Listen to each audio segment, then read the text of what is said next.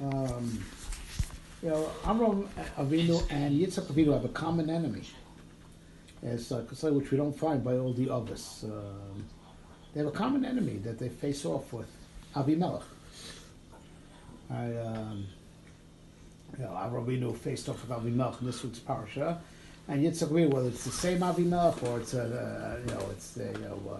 another Avimelech, but actually, Yitzchak Avinu faced off. But there's some who say it was the same Avimelech that Yitzchak Avinu faced off with, and Parshas told us.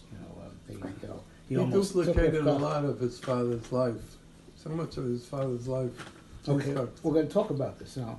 So they have a common enemy, Avimelech, but it's deeper than that, right? That it's interesting that Avimelech's appearance in this week's parsha always is interlaced with Yitzchak, right? Avimelech first comes up after the destruction of stone. Interestingly enough, Avram Avinu goes, he moved away from, he didn't want to be associated with Lot and what happened with his daughters, so he moved away and he went to Eretz Plishtim, and immediately, he had the whole story with Sarah, that Avimelech took Sarah, and then, which we have to understand that, when Paro took Sarah, he gets Negoim. Avimelech gets constipation. Right? Interesting. Now, to understand, the Midah Keneged Midah. And immediately after that is Leidas Yitzchak, the Nes of Leidas Yitzchak. And everyone knows, it happened mamash immediately afterwards, that so much so Rashi and Parshas told us, Elotos Yitzchak, Ben Avram Leidas Yitzchak, that HaKadosh Baruch Hu had to mamash make the Tziv cluster panav of Yitzchak, exactly Avram, that he shouldn't say he's Avimelech's son. That's how close the two stories happen. We had just the Gemara. The one says that he prayed for old age because he couldn't tell the difference between the two. Right. So he was born. He was born probably between 2 and 3 months, right after. Them, so they looked it was close enough that they thought maybe he was really Avimelech's son. That's cool. And because that's right. So that's a whole other shmuz. That Zikna came into the world because of Avram Avinu. Very interesting. Yeah, it's a whole other shmuz. Yeah, but anyway, so it was that close that forever Yitzchak Avinu had to have the exact face. Avram Avinu, no one should say he's Avimelech's kid. And then after the story of Yitzchak Avinu's later, Avimelech comes back and they have the fight over the Be'eros. Right? And then after that, right, comes the design of the Akedah. Right? That's Avimelech, Yitzchak. Right? And then Yitzchak Avinu himself faces off with him. Halo Davarhu. Now, interestingly enough, we said that Avimelech, got punished with constipation. No? So something interesting that we see about Avi, the Plishtim's, with Avram Avinu, they stole the wells in this week's parasha. Right? Now, question: what would they have done with the wells? So Avram Avinu gave him Musar. He claimed to not know about it. He claimed innocence. But a generation later, or however many years later, right? They had actually stolen the wells, right? They did it again. What did they do? They stuffed it up. That's crazy. And Yitzchak opens up. Yitzchak reopens them. Mm-hmm. And they fight over the wells. If it's still a well, use it. Right. They stuffed it up. Sitmum Plishtim. But they blocked it up. Similar to how he himself was published by God. There's a lot of dots here to connect. Right? And the next time we see Plishtim, it was actually pretty early in our history as a nation. Right after Yitzias Mitzrayim.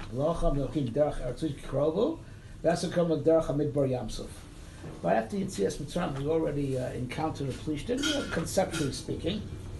Right, they lived in the Gaza area. What? They lived in the Gaza area. That's right. They were really... I once heard Josh's Palestinian. They were sailors. You heard Josh say what? Palestine, Plishtim. Oh yeah, that's where it comes from. Yes? Yeah, Philistine. the Romans. Philistines. Yeah, Palestine. No. They try to take the name away because they don't want to use the name Israel or Yisrael or anything that time. Eretz Yisrael, it used to be called until that time Eretz Yisrael. They took that name away. Right. Okay. It's interesting, we covered that we have to go around Derech Yamsuf because of the Plishtim. Let alone, how, there was a thorn in our side in Eretz Yisrael. It was said what the Indian of Plishtim is. Right. So, I learned this, from, I'm about to say it's an inside game from the Mei Shiloch. The Mei Shiloch somebody speaks short and sharp. Right? And the Mei Shiloch says it, in just like one word. What's a Plishtim? Plishtim Lashon Nekev Mefulash. That goes, like you make a hole. That goes from one end to another. Like a Mavui Mefulash. Oh, right. Goes, goes, open-ended on both sides. Not Ain is like this, right? To understand,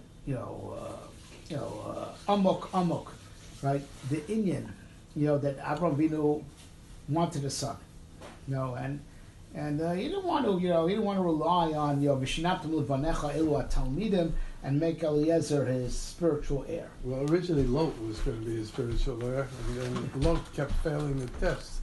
Yeah. So Eliezer seemingly was a good guy. You would think. Lot was actually an adopted child. Yes. He adopted was his nephew, and he adopted him. It was a minhag in those days. The person who was childless, he would adopt his relatives. Especially, I think that Lot's father was dead, right? Yeah. Right. Hold on. Right. Zagibah. Right. Okay. So here's the thing, right? Right. I really knew something, right? That why Eliezer wouldn't make the grade, because without getting into the depth of Ein Orim is David Baruch, we don't even have to get that far.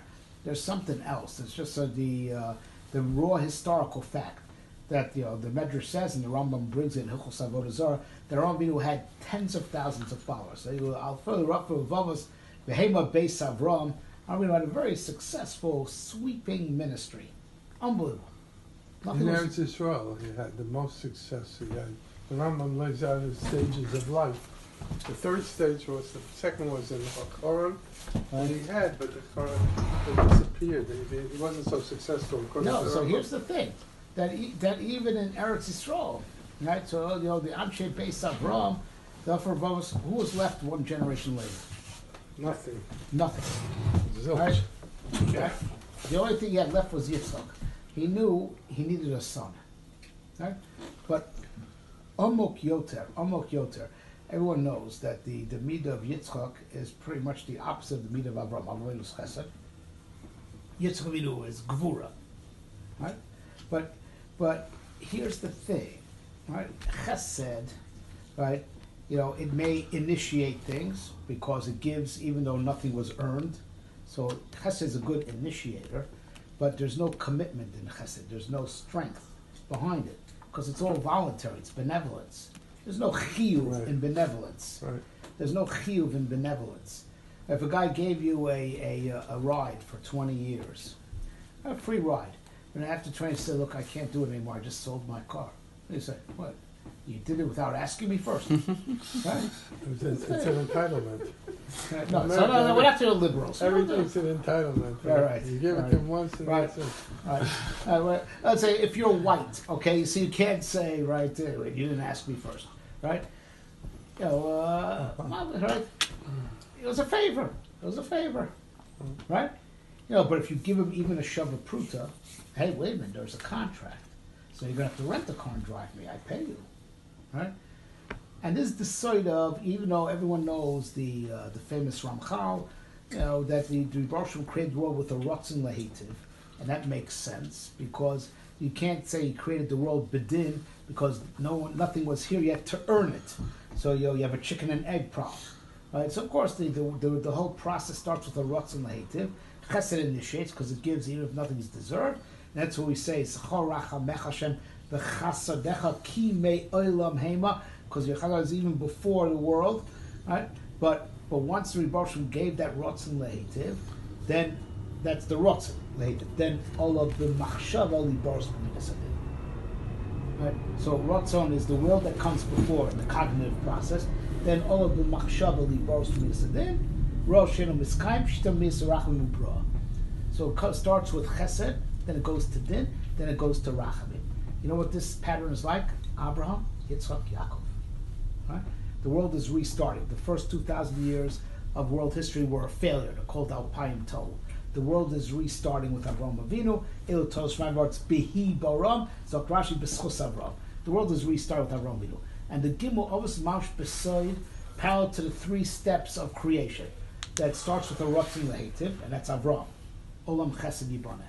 But after that you need Din to give it structure and to give it firmness and to give it, that the Gvura to keep it going. Without Gvura, it'll peter out.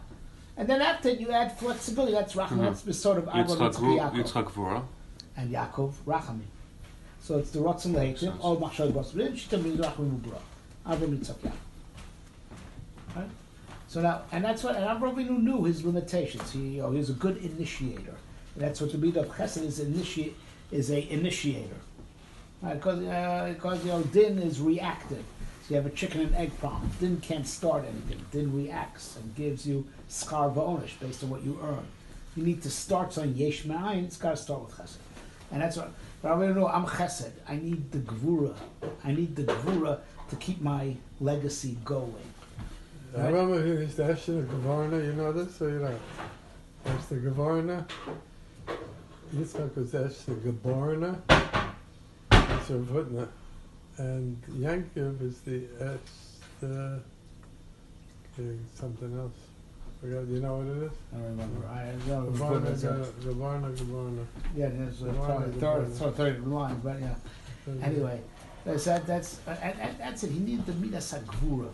And that's the only thing that's going to guarantee continuity. Continuity until where? There's a Nekev Mefulash in destiny. It's got to get up to Melech HaMashiach. Got to make sure, say that could drill and drill and drill and make it up to Melech HaMashiach. Right? So it's an amazing thing. Right? The 2 poles were set up. There was Avram Avinu, the Aschala, and then Lot got saved from stone. And from that came Ammon and Moab. And from that came David HaMelech. Right? You had the 2 poles set up, the starting point and the end point.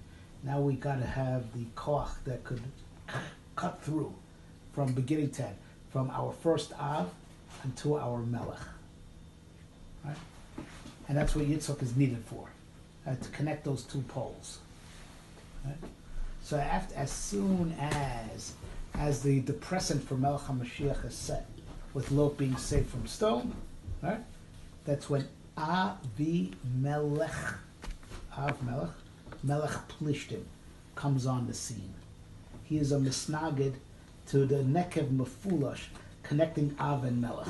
Ooh, this is very nice. I think I once heard this speech on tape, but it's very good. Anyway, from you, not from everybody. Yeah. Right. So now that's why Avimelech is misnagid. That's why he's stuffing up the bear. That's right. He's being misnagid. He's uncovering the bear. Right. He's being a misnagid. Right. He is a countermeasure that the Nekev Mefulash connecting Av and Melech. Right. He wants to stuff that up. He wants to block it. So he's against Avram Avinu's continuity. That's why he's a common enemy to Avram and Yitzchak. He's a misnagid to Avram Avinu's continuity, which is the midah of Gvura. Right? And that's why these Be'eros, the Ramban, I think it's by Yitzchak Avinu, his fight with the bears. The Ramban darshans on the bears, Dvarim Noiroim al Pi Sod. Right? But just to give like a glimpse that these Be'eros, they had a certain metaphysical representation, right? What's a be'er, right? A be'er doesn't actually make the water; it gives you access to the water. The water either came from the rain or came from the tahim. You need the be'er to get access to it, right? And also, what's also miloshin be'er? Hoil Moshe be'er satorazos, to explain something. Now the hezber doesn't make the yesod. The yesod is. The hezber is just to explain it. Einstein didn't invent, he didn't shaf. E equals MC squared. He explained it. That's a Masber, the Hezber, the Biur. The Biur. Right? The well gives access to the water. The Hezber, the Biur, gives access to the idea. HaKadosh Baruch Hu always was. Avraham didn't invent God. He didn't invent God. He was Vayeira to the whole world that there's a God. And the Navi says, V'oti oznu mekor mayim chaim lachsos lahem boros nishborim asher lo yachilu hamayim. The Navi says, they abandoned me. I am the mekor mayim chaim, and they made themselves, boros nishborim, like broken wells that can't even hold the water. Right? HaKadosh is likened to, as a word, he's the mekor mayim chaim, right? Because he gives life to the whole world, right? You need a be'er to access that. That's what Avinu did. He was mevaer. He clarified to the whole world that there's a Rebbe Shem who's a creator and a sustainer. He made the whole biur is mevaer to the whole world. He explained it. He explained it. Vayikra b'shem Hashem kel olam. Right. Avraham Avinu was a mevaer, and Avimelech wants to stuff it up. He wants to stuff it up. He wants to make sure Avraham Avinu will be a fad that was and passed like it was for most of his followers. So he wants to stuff up, the be'er. I saw in the writings of Revised cover, it says sitmum plishtim. Sitmum is supposed to be, letters could be inverted as sam moves. Sam moves, right? Sitmum, sam moves, right? He wants to bring death back into the world. The death of the Eitz Hadas Tovara that caused us to obscure God, right? Which brought death into the world. Because Avinu wants to be Megal the Mekor Mayim Chayim and get back to the Eitz HaChayim and get back to V'atam Advekim B'Hashem Chayim Kulchem Hayom, right? And Avimelech wants to stuff that up. He wants to be Omed Keneged the neck of Mefulash, right? And that's why he's punished Mida Keneged Mida with constipation. Oh, because that's what he wants to do. He wants to stuff it up. He wants to stuff it up, right? And that's what the Klipot Plishtim is Adayom Hazeh. We couldn't go direct to Eretz Yisrael, to block. Right? So at the time, whatever, HaKadosh took us around, Ayaseh. Right? Right? And that's why, by no coincidence, if there's one person who dealt them a very, very, very hard blow, even though they hung around for a bit after that still, but one of them was Shimshon HaGibor. Shimshon HaGibor, especially on his way out. He said on his way out he killed more Plishtim than he killed in his lifetime. Right? But it's not only Shimshon HaGibor, that's the Midah of Gvura, that's mamish the contra, the anti. For the Klipa Plishtim. They want to block things up. They want to block things up. Is this going to be in your written thing? Are you going to be writing? No, I always put out something different in writing than what I say on the audio. I don't do double dipping. Right? No double dipping. Right, but for those who are not listening to it, fine. Okay, we're going to post the video, the audio tomorrow. Right? So that's the. Right? So that's the Shimshon HaGibor, the Midah of Gvura, is what's Omed, connected the Klipa Plishtim, right, that want to block things up, mentally, politically. Hashem should help, right? Give us, the Midas Sagvura to, right, all right, okay, L'chaim. L'chaim Shkach. You should write it.